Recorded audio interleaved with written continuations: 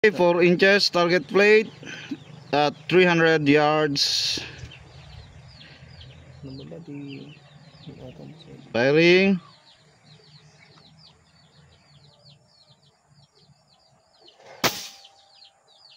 Oh! Impact.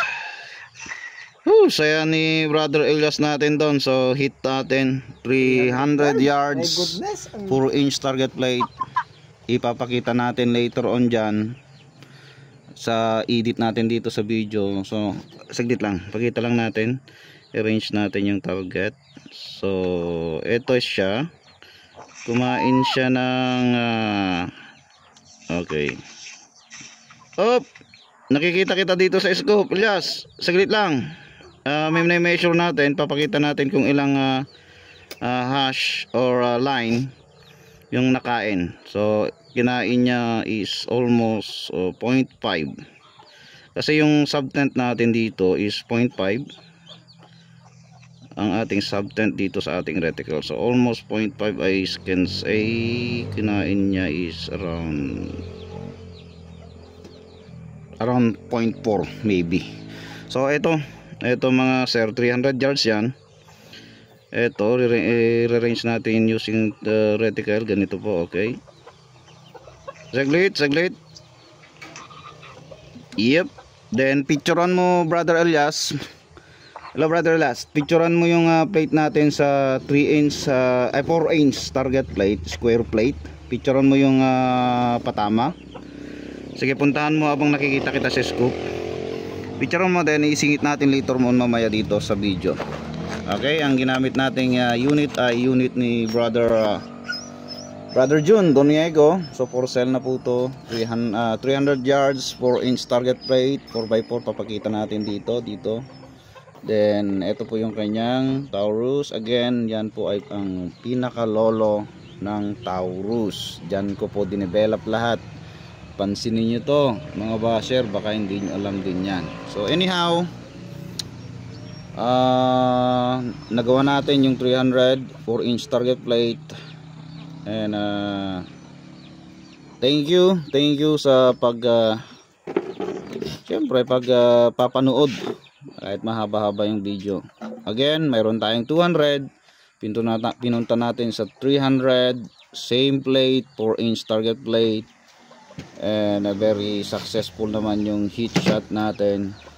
And I don't think so magrami na naman silang sasabihin, sira na naman tong ating Miles C na rangefinder, hindi ko alam. Okay, so for the information ng mga basher, West Hunter po to. West Hunter, nakadial na ako ng 9. Yung dial natin kanina sa 200 yards yan, 200 yards, hindi ko na ginalaw, nag-hold na ako. Kung mapapansin nyo sa ating reticle, nag-hold over ako ng 8.5. Then dahil may spin drift or yung tinatawag nating gyroscopic effect, medyo kumanan po. Natural pong mangyayari po yan sa ganitong kalalayong range. Dadagpag pa natin again na naman, nasabi ko sa kanina nung tumama tayo ng 200 yards, yung Coriolis effect. Ito yung pag-ikot ng ating earth.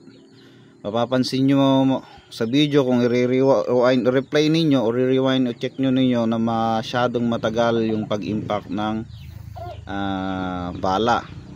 Pagputok ko rito, I think around 3 seconds mo, hindi exactly, pero around.